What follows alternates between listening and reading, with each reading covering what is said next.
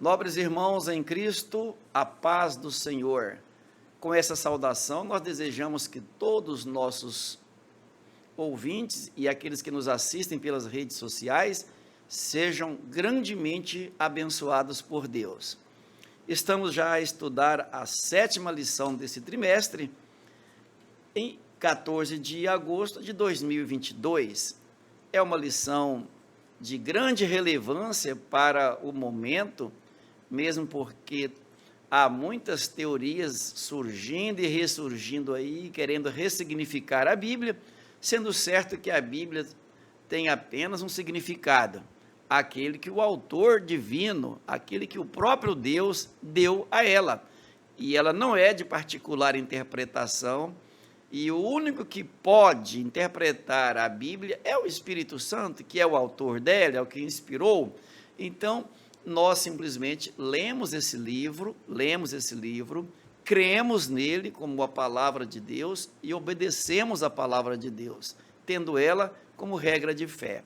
Não é à toa que a CGADB, a Convenção Geral da Assembleia de Deus, por uma comissão especialmente designada para isso, ela colocou como sendo o item número 1, ou artigo número 1 na nossa declaração de fé, que nós cremos na inspiração divina, verbal e plenária da Bíblia Sagrada, única regra infalível de fé e prática para a vida e o caráter cristão.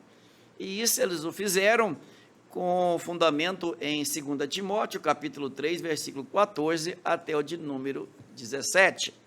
O tema da lição de hoje é a sutileza da relativização da Bíblia. É uma sutileza muito grande. Texto áureo. Toda a escritura divinamente inspirada é proveitosa para ensinar, para redarguir, para corrigir, para instruir em justiça. 2 Timóteo, capítulo 3, e o versículo 16.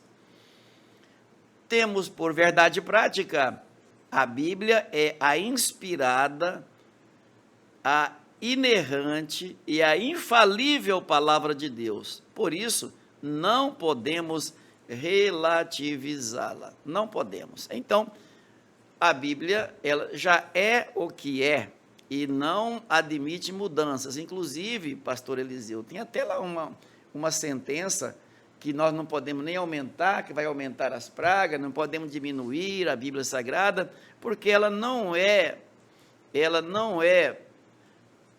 de particular interpretação, nem passível de mudanças, não é isso?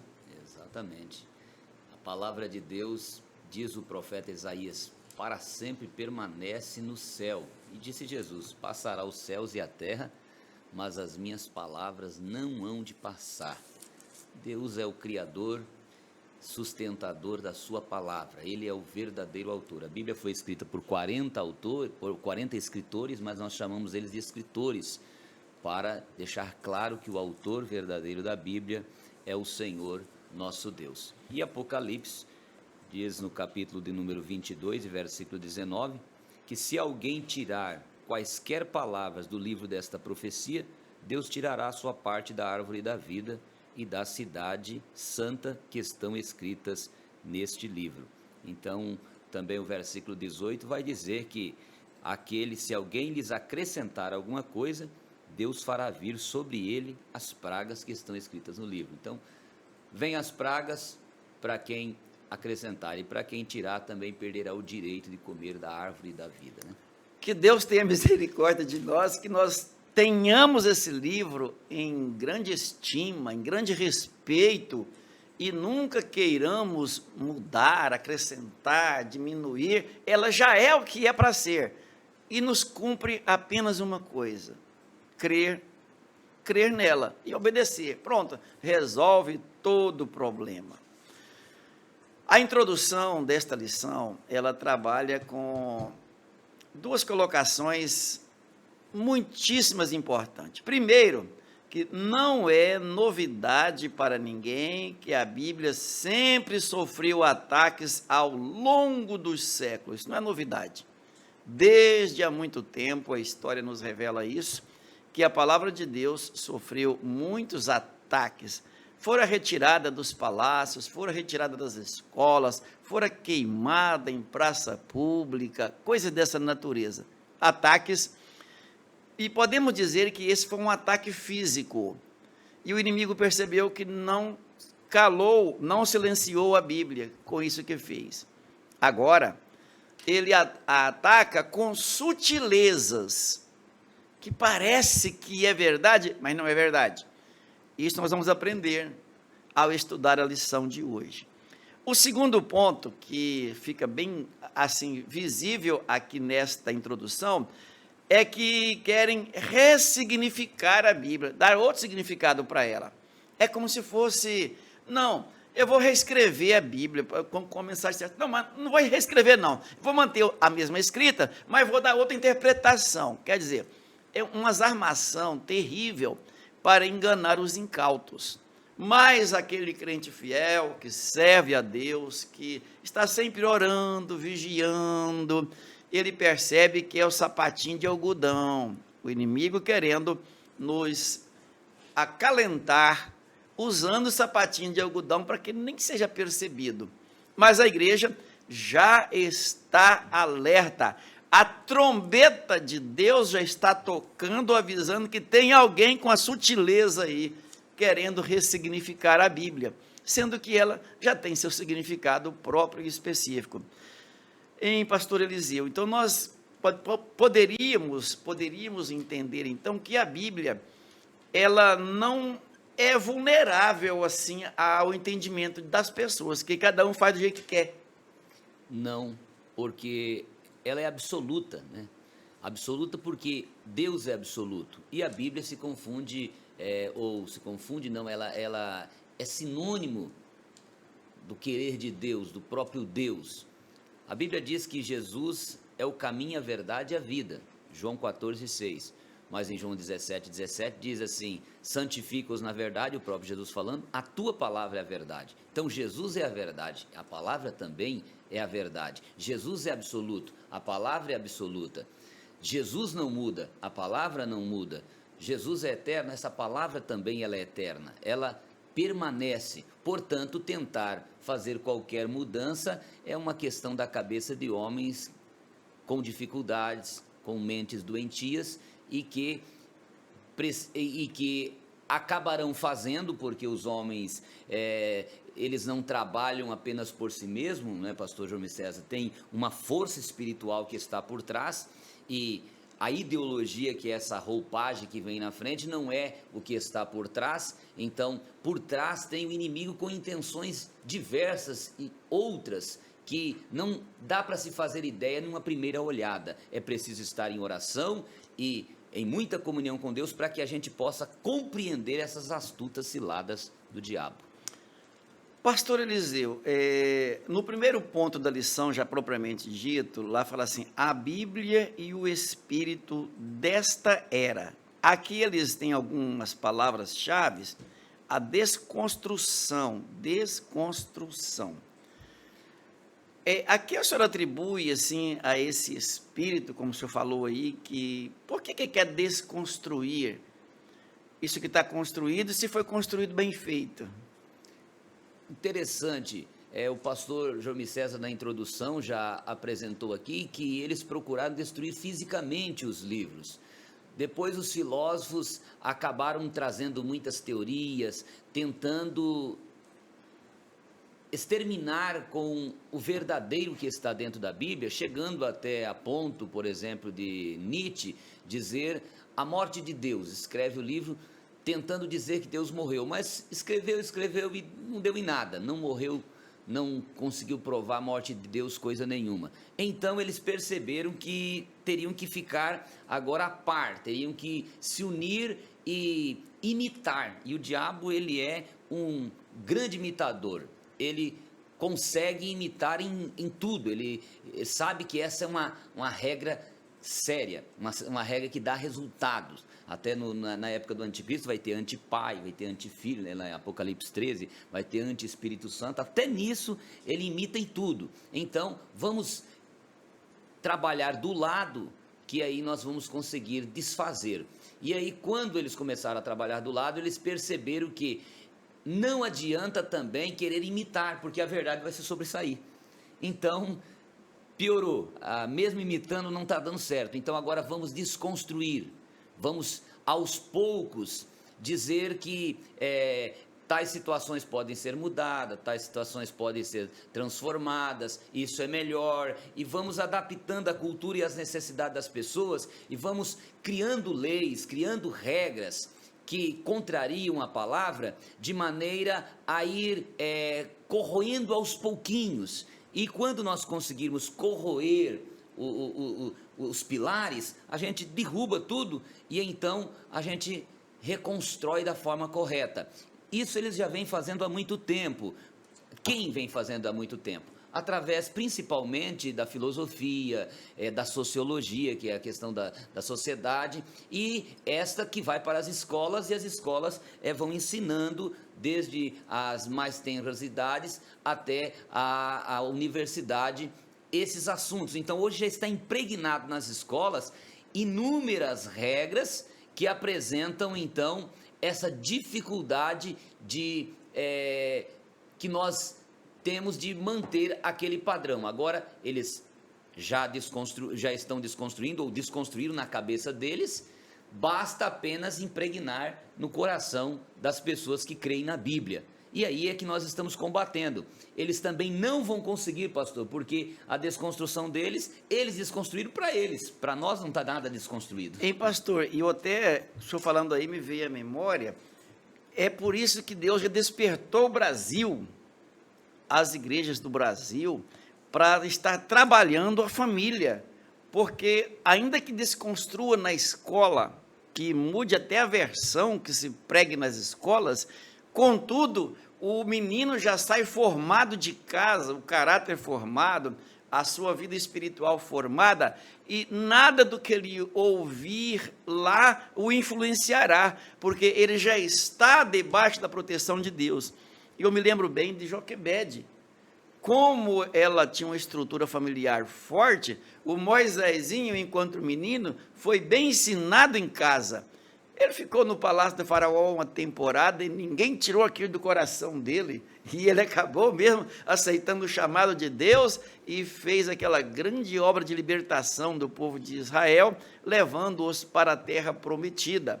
Não está muito idêntico aí ao que está acontecendo hoje? Interessante que se repete isso, né, pastor? É só uma questão de buscar na palavra, por isso diz o profeta Isaías: olhai para os caminhos antigos, para os nossos antepassados, e vejam como eles andaram, e sigam a palavra de Deus para que vocês possam andar na luz.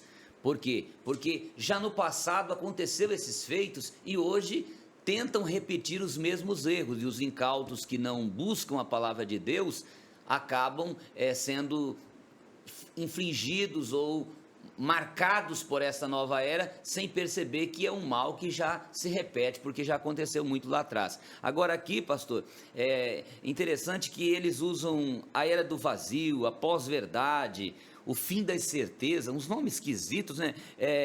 Cultura líquida, desconstrução, que é o que nós estamos falando. O que a gente pode, o que o senhor diria para nós a respeito desse, que solidez ou que segurança se tem em tais ideias filosóficas, pedagógicas, educacionais, sociológicas, até mais, porque essa desconstrução são todos os tipos de pessoas que se contrariam a Deus, arqueólogos, pessoas de outras áreas da ciência, eles querem desconstruir, eles têm uma ira contra a palavra de Deus, porque a palavra de Deus é absoluta, e eles têm mas essa ideia parece que não funciona. O coração deles está cheio de ódio, de ira contra Deus, estão irados contra Deus mesmo, estão se levantando contra tudo que se chama Deus. Mas já está predito isso também na palavra, que ele se levantaria contra tudo que se chama Deus. Veja, dizer que vivemos na era do vazio, dizer que agora é pós-verdade, que é uma não verdade absoluta. Pensa que coisa difícil. O fim da certeza, se Deus é absoluto, se Deus é a verdade, se a palavra é a verdade, Não tem que se pensar em pós-verdade. Pós-verdade não existe. Mentira. Então, o que existe é a verdade. O que existe é a certeza. Deus é a nossa certeza. E todo crente em Cristo Jesus, ele fala, eu tenho certeza da minha salvação. Por quê? Porque Jesus me salvou. Ele crê, ele tem uma convicção firme, forte, fundamentada na palavra, e não tem quem tira isso do coração dele. E ele está salvo mesmo.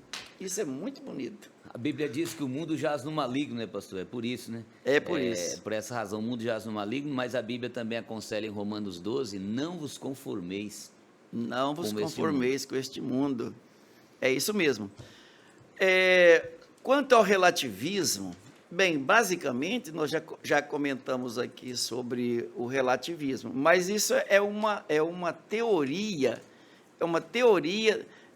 que auxilia nessa desconstrução. Quando eu relativizo uma verdade, eu estou dizendo, olha, não há verdade absoluta, mas Deus é a verdade absoluta, Cristo é a verdade absoluta, a Bíblia é a verdade absoluta. Então, eles querem alentar isso aqui, dar um alento, dizer que isso aqui não é verdade, que Deus é aquele paizão, aquele amor. E isso não funciona assim. Deus é pai, mas é um pai que ama, e é um pai que instrui, é um pai que corrige, e é um pai que tem um propósito. Ele não nos fez para sofrer aqui no mundo, eternamente. Sim, Jesus virá, nos levará para viver eternamente com ele no céu. Então é isso que a Bíblia ensina, é isso que é verdade absoluta, e é isso que nós cremos, nós pregamos, nós ensinamos, e Jesus deu provas disso. Jesus deu provas disso. Então, tudo aquilo que Jesus fez, por exemplo, ao morrer, ele ficou 3 dias lá. A Bíblia fala que ele foi até as partes mais baixas da terra, e etc. E ressurgiu ao 3º dia, ressuscitou. O que ele quis dizer aí? Olha, que todo aquele que crer em mim, todo aquele que me aceitar como Salvador, ainda que também prove da morte física ou biológica aqui na terra, irá ressuscitar e subirá com ele para o céu, assim como ele foi para o céu e está à destra do Pai. E nós também iremos e estaremos lá para sempre com o Senhor. Pastor João César, interessante que isso também é um mal antigo, né? Esse segmento aqui dessa desconstrução é um mal antigo. Isaías já combatia isso, capítulo 5, versículo 20, ele diz, ai dos que ao mal chamam bem, do que ao doce chamam amargo, ou amargo doce, ele diz, do que a luz chama trevas, trevas chamam luz. Por que essa complicação, a pessoa querer mudar? Uma coisa é branca, ele diz é preto. Como que é preto? Como que você vai passar num sinal de trânsito verde e dizer, não, está vermelho, passei no vermelho? Não tem como, é uma regra. Mas esse relativismo, ele produz essa ideia e convence. Olha, tem N pessoas convencidas, pessoas que são grandes intelectuais, ou pelo menos têm diplomas aí muito bem reconhecidos, e que estão crendo plenamente, vivendo essa mentira do relativismo, e que agora os crentes, vivendo ou convivendo com essas pessoas, ou com o mundo, porque nós estamos no mundo, acabam sendo também influenciados. Daí, nós vamos, por exemplo, em Gálatas capítulo 5 e 19, 21, diz assim, que as obras da carne são manifestas, são prostituição, idolatria, né? Começa com idolatria. Agora, idolatria não é mais pecado, porque, poxa, ele é tão bonzinho, ele adora um ídolo, mas ele faz as coisas tão bem, cuida da família, cuida disso, mas a Bíblia diz que ficarão de fora os idólatras. Como que a gente vai deixar de dentro, se a Bíblia fala, não, mas ele é tão bonzinho, ele trabalha direito, sustenta a família, paga suas contas, né? Aí, impureza, a Bíblia fala sobre feitiçaria. Mas ele é um feiticeiro, tudo bem, ele tem a religião dele, adora o Deus dele, invoca os espíritos, tudo bem, mas você pode ver que ele é uma pessoa legal, ensina bem, é um bom amigo, um bom companheiro. O que tem de diferença nele? Não faz, a gente pode compactuar com tudo. Então, hoje, as próprias faculdades, as universidades até de teologia, por exemplo, em ciências das religiões, onde eu tive uma formação, tem N pessoas dessa área e que trabalham como se tudo fosse normal. Então, que Deus tenha misericórdia de nós e deles, que nós não nos conformemos com este mundo, mas que nos transformemos pela renovação do nosso entendimento. É isso que nós precisamos. Essa ideia do relativismo, ela quer acomodar as pessoas e essas sutilezas, elas querem desmentir Deus. O inimigo, desde o começo, ele tenta dizer que a verdade absoluta de Deus não é verdade. Lembra que lá no Éden, ao tentar Eva, ele chegou a dizer para ela, olha, mas não é verdade, porque Deus não quer que vocês comam desse negócio aí, é porque no dia que vocês comerem, vocês ficarão igual a ele. Na verdade, quem mentiu? Foi a serpente, foi Satanás que mentiu. Ele é o pai da mentira. Deus tinha dito a verdade, como sempre Deus é a verdade. Mas o inimigo, ao dizer aquilo, ele conquistou Eva quando ele botava defeito em Deus, dizendo que Deus estava querendo enganá-los. Na verdade, Deus queria preservá-los e abençoá-los. Então, tudo que nós lemos aqui nesse livro é a verdade. Pode acreditar. Deus falou, está falado. E o próprio Cristo disse lá, com relação àquelas últimas colocações do Senhor, das pessoas que socialmente são boazinhas ou comunitariamente prestam relevantes serviços, isso não é base para a salvação, não é base para a salvação. O próprio Cristo disse, olha, alguns dirão lá naquele dia, não, mas eu profetizei em seu nome, eu curei no seu nome, eu fiz milagre em seu nome. Olha, não te conheço, apartai-vos de mim, maldito, para o fogo eterno. Quer dizer, o simples fato de alguém ser uma pessoa boazinha não lhe garante o reino dos céus. O que garante o reino dos céus, crer no Senhor Jesus Cristo, aceitando a Ele como Salvador, e será salvo. Inclusive, isso é de graça, não tem que pagar nada por isso. É verdade, né, pastor? E esse relativismo nós encontramos, por exemplo, também em outras áreas. O pecado, ele deixa de ser pecado, né?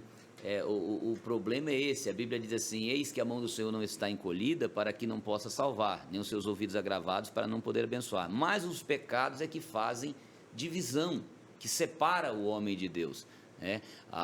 Ali o texto que eu estava falando, em Gálatas, fala sobre bebedice, por exemplo.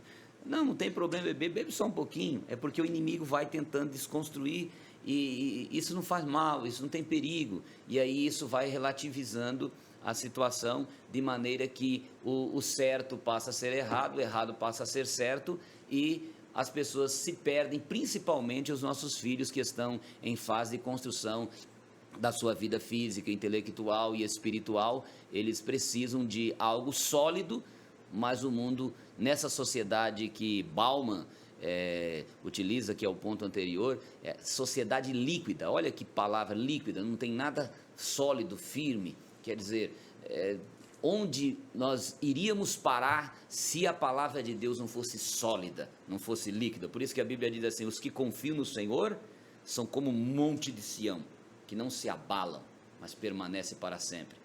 1 Coríntios 15, 58, vai dizer assim, portanto, meus amados irmãos, sede firmes e constantes, sempre abundante, porque as coisas de Deus têm que ser firmes, eu tenho que ter um parâmetro, eu não posso ficar perdido, um barco à deriva.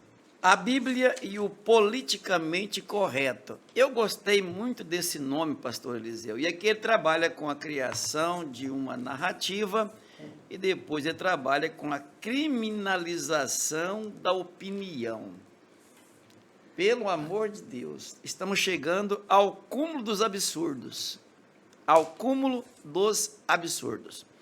Bem, a criação de uma narrativa, a criminalização da opinião. Quer dizer que ninguém pode ter mais opinião? Pode ter opinião, será criminalizada. Uma perseguição semelhante àquela de queimar os livros de Diocleciano, de queimar as igrejas, só que com uma outra roupagem. Agora estão querendo criminalizar a opinião da pessoa, né?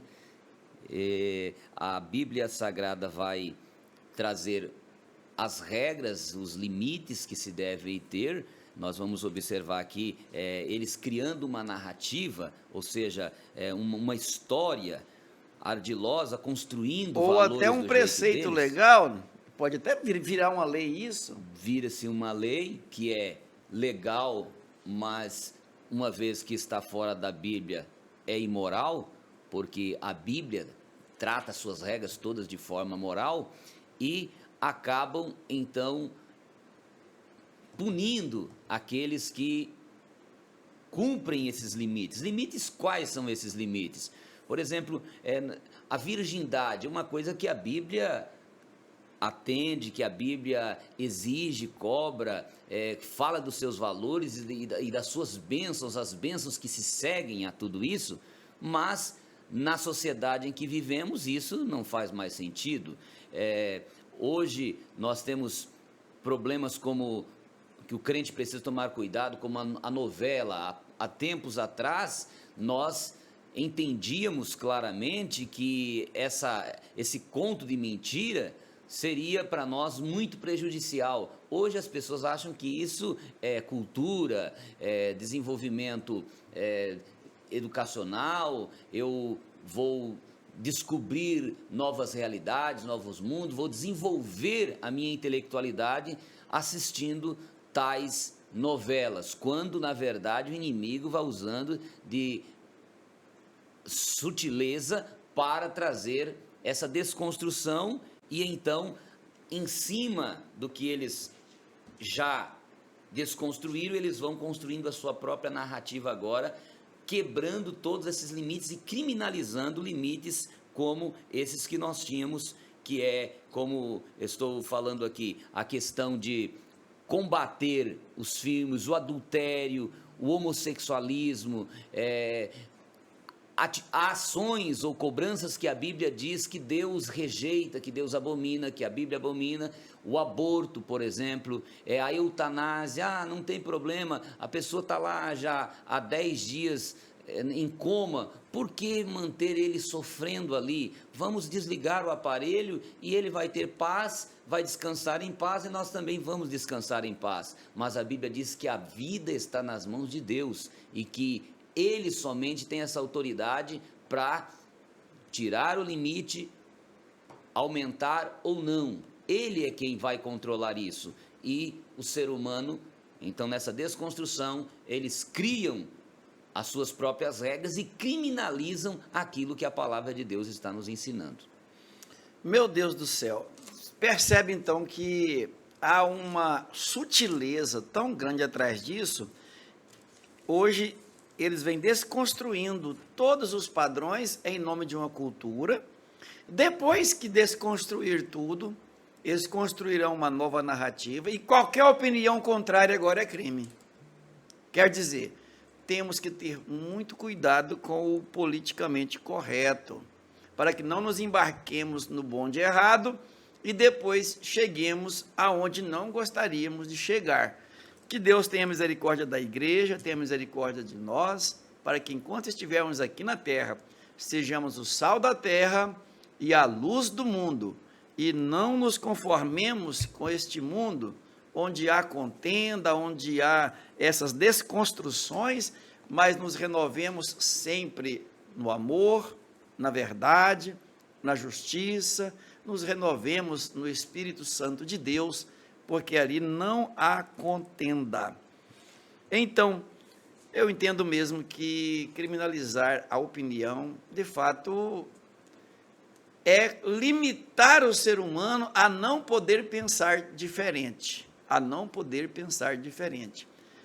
Percebam que na égide do cristianismo, ninguém é proibido pensar diferente. Não há uma lei que criminaliza quem pensa diferente de ser cristão. No entanto, com esses pressupostos lançados aqui pelos princípios da desconstrução, quem pensar diferente será criminalizado. E já está sendo criminalizado de certa forma, né, pastor? Porque a igreja, o crente, ele já é colocado à par, ele já é separado, ele não pode fazer parte do grupo das discussões, seja numa escola, seja numa universidade, seja num grupo político, numa instituição aí de filantropia, em quaisquer lugar onde as opiniões bíblicas estão ali sólidas, concretas, as pessoas são abandonadas, são rejeitadas, são colocadas para a periferia, são colocadas à margem. Por quê? Porque essas opiniões confrontam, machucam as opiniões dos outros. Então, como a sociedade já está impregnada por essa desconstrução, o crente que traz uma opinião firme e segura não é valorizado mais em sua opinião, porque vai acabar prejudicando e tendo que refazer todas as ideias dos demais para que as coisas voltem ao eixo, e as pessoas não querem desviar aquilo que está de cabeça para baixo.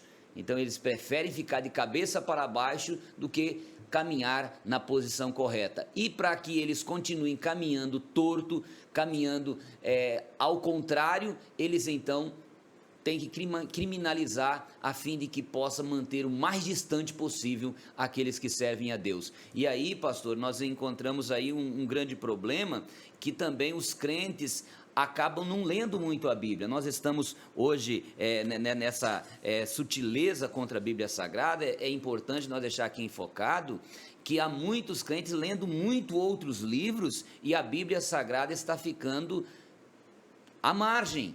Se eu não tiver firme na palavra, se eu não conhecer a Bíblia mesmo com profundidade, eu não vou conseguir combater essas sutilezas.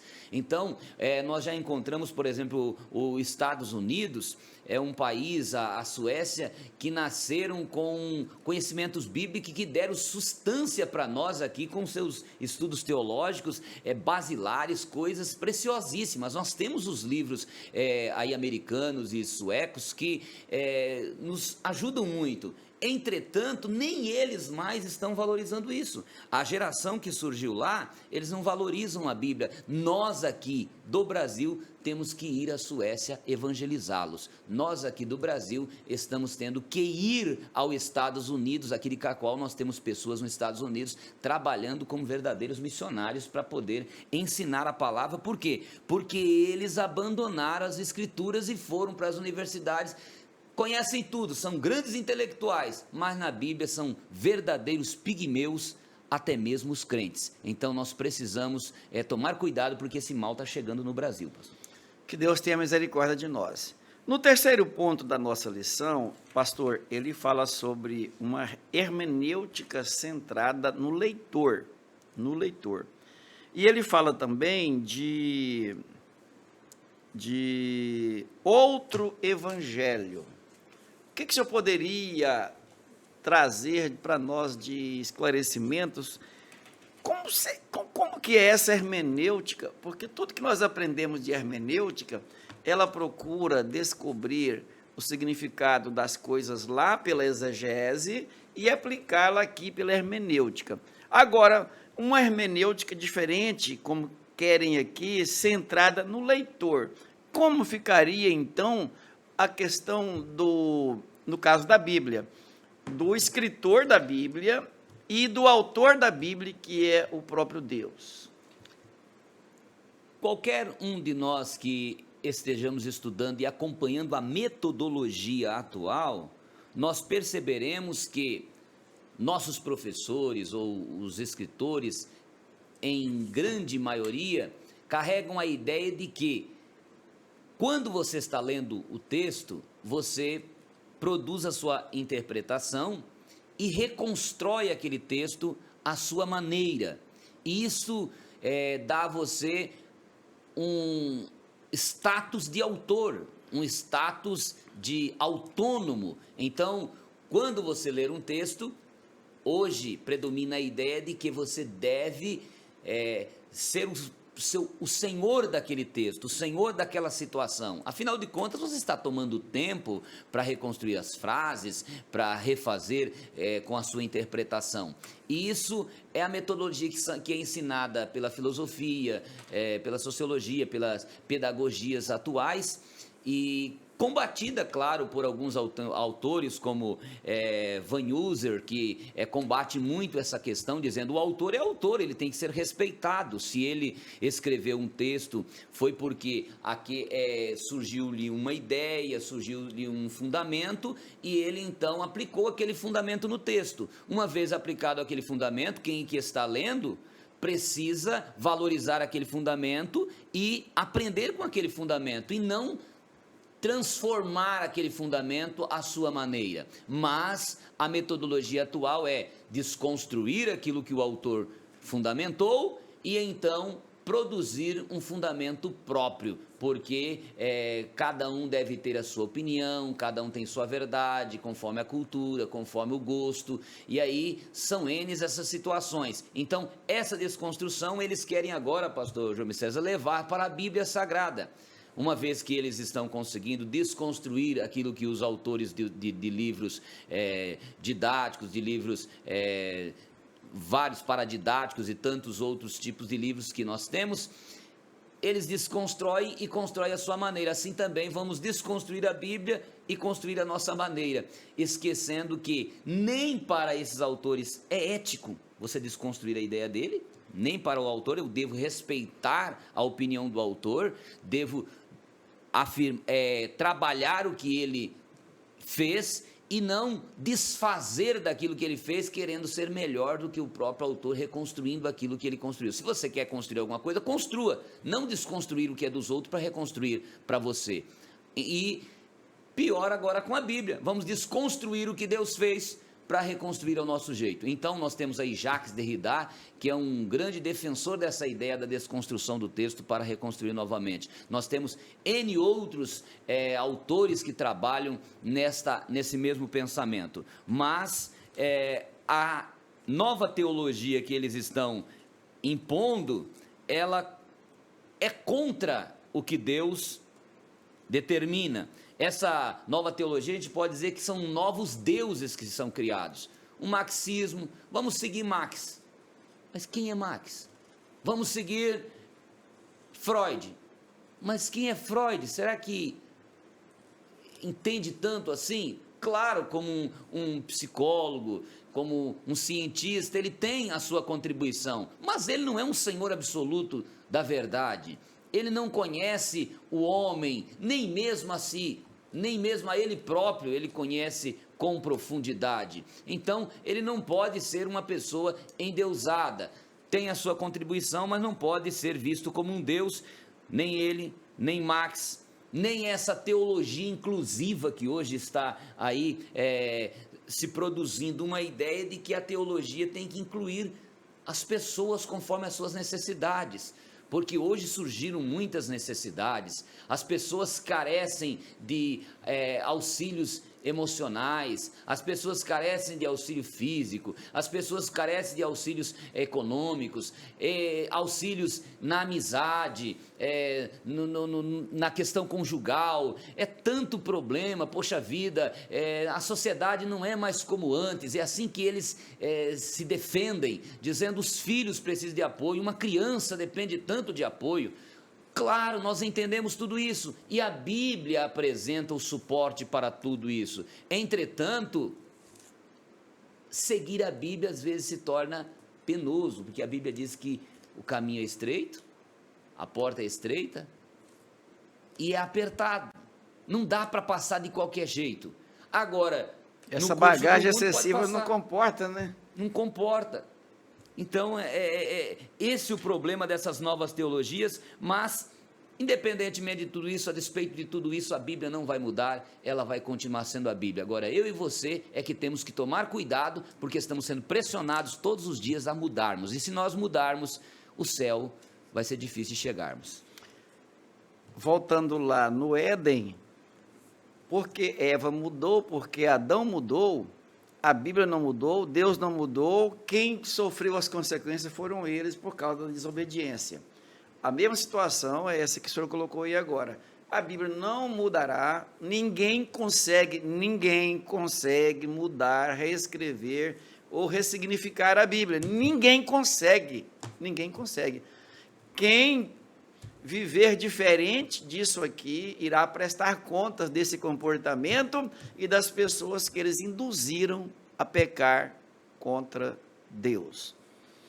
Pastor Eliseu, tem um negócio interessantíssimo aqui, no livro de Gálatas, no capítulo 1, versículo 6, está escrito assim, Gálatas 6, 8 e 9, do capítulo 1.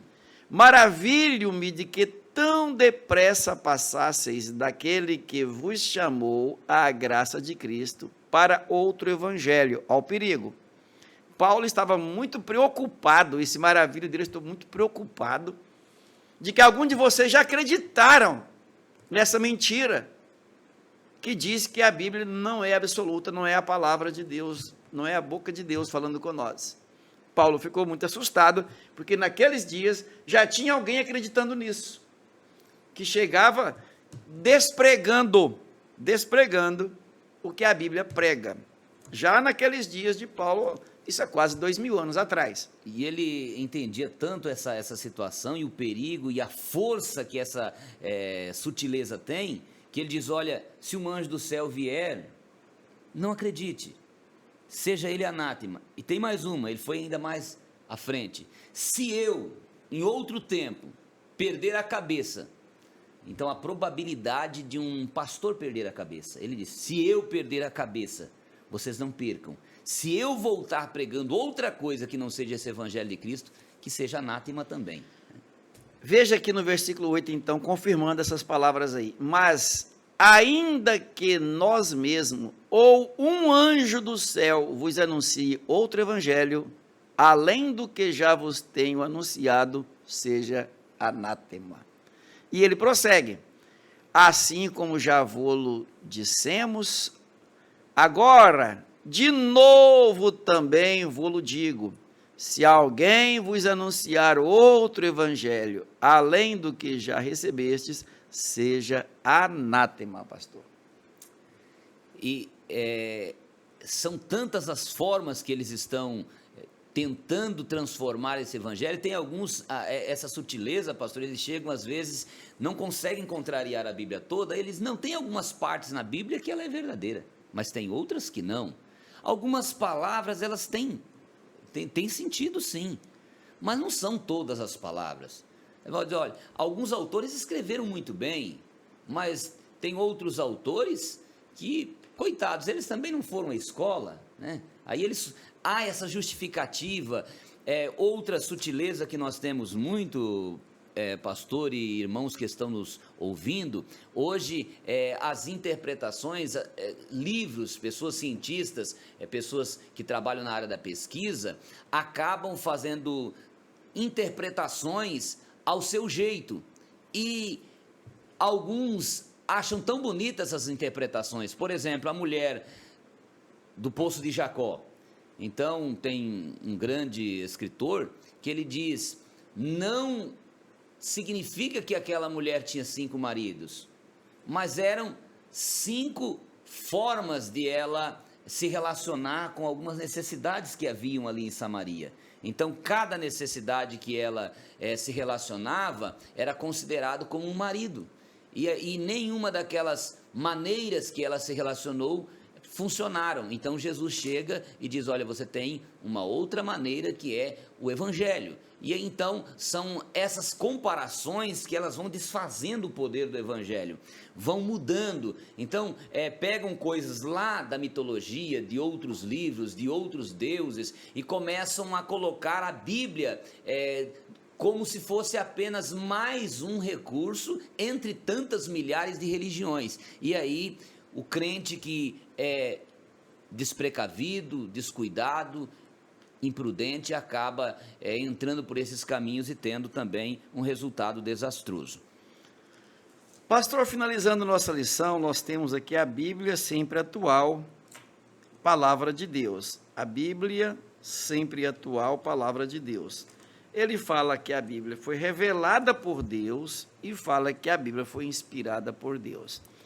O senhor tem toda a liberdade para trazer para o nosso alunato essa questão da inspiração plenária da Bíblia, como aparece aqui em nossa declaração de fé, e também sobre a revelação dessa própria Bíblia, pelo fato de ela não ser de produção humana, mas Deus sendo seu autor. Fique à vontade. Nós temos o Conselho de Doutrina da Comissão Apologética da CGADB. Eles emitiram um manifesto que afirma o seguinte: nós não nos rendemos aos métodos históricos, críticos e pós-modernos. É uma regra. Uma segunda regra, nós refutamos a teologia narrativa e a sua pretensa desconstrução. Uma terceira regra, nós não empregamos métodos de interpretação subjetivista, focados no leitor, em detrimento do autor.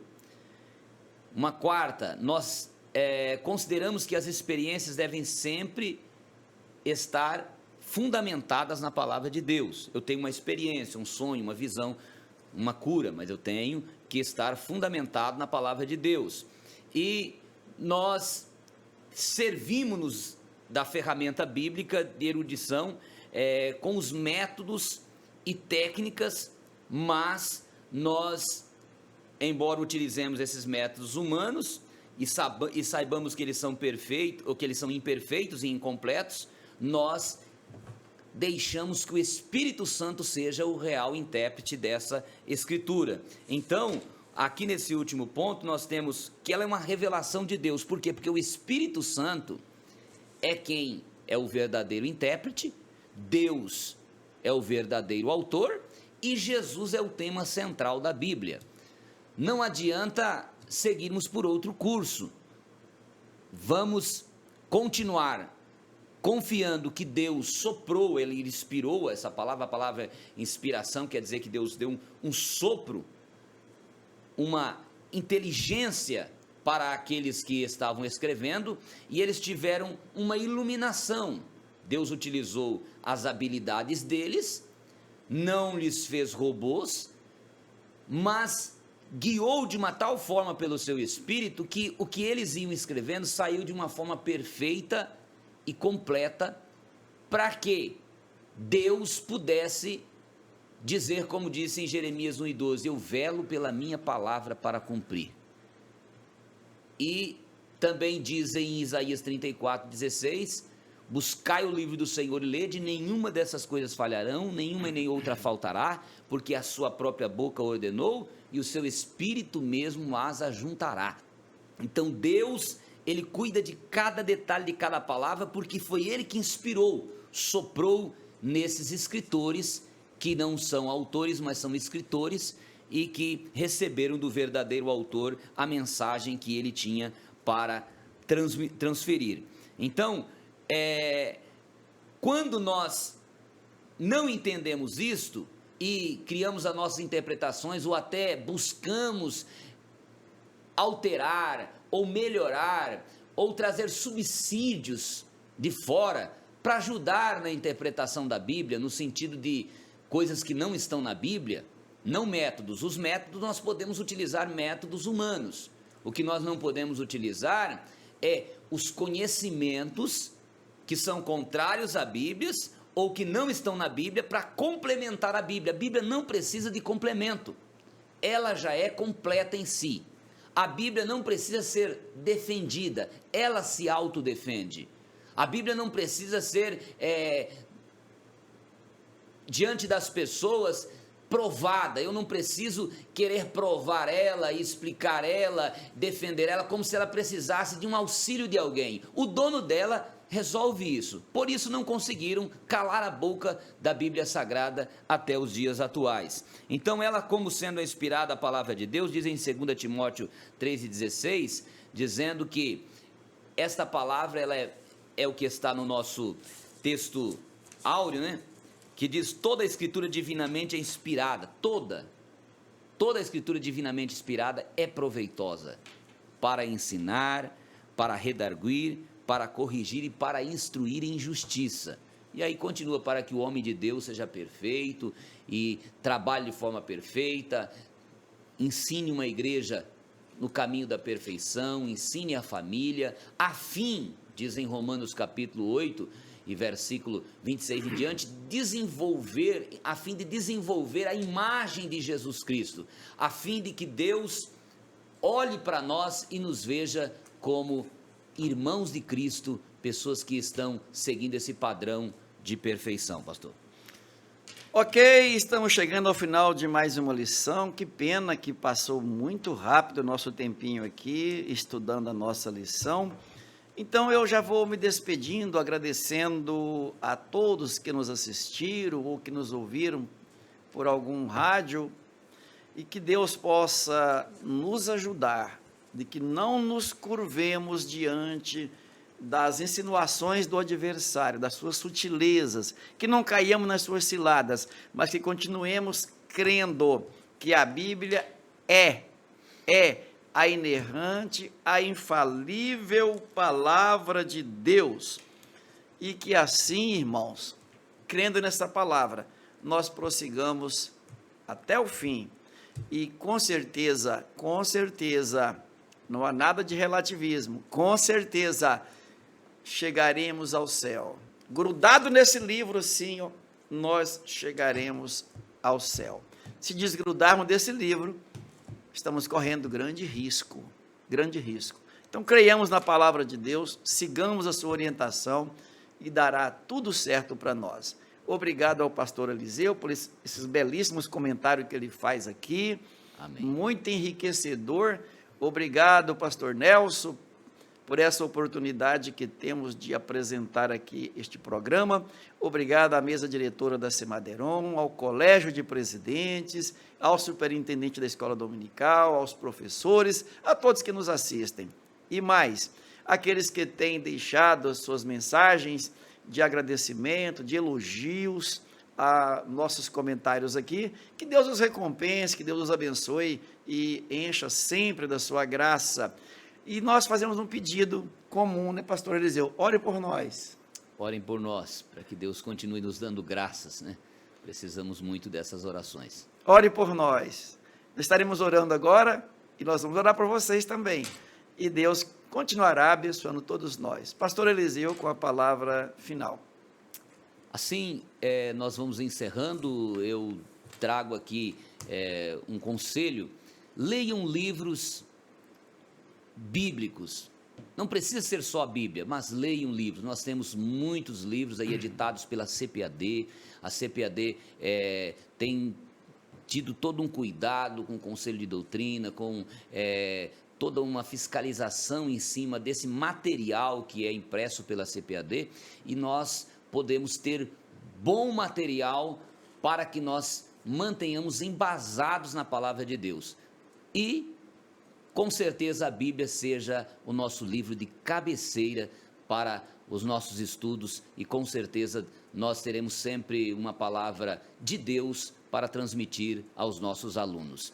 Vamos orar. Querido Deus e poderoso Pai, sim, Pai, agradecemos ao Senhor por mais este momento de aula. Sabemos que o Senhor tem a sua forma de trabalhar com cada professor, com cada aluno. Nós pedimos, Senhor, que os abençoe, dando-lhes métodos, dando-lhes uma boa prática de lecionar, e que possam, Senhor, estar ali em comunhão com os seus alunos, acompanhando as necessidades dos alunos, aqueles que estão passando por crises, e que a Tua bênção, Senhor, alcance através da Tua palavra e também através da oração que os seus filhos fazem ali, em meio à comunhão que tem em suas salas de aula. Em nome de Jesus Cristo nós te agradecemos. Amém. Amém.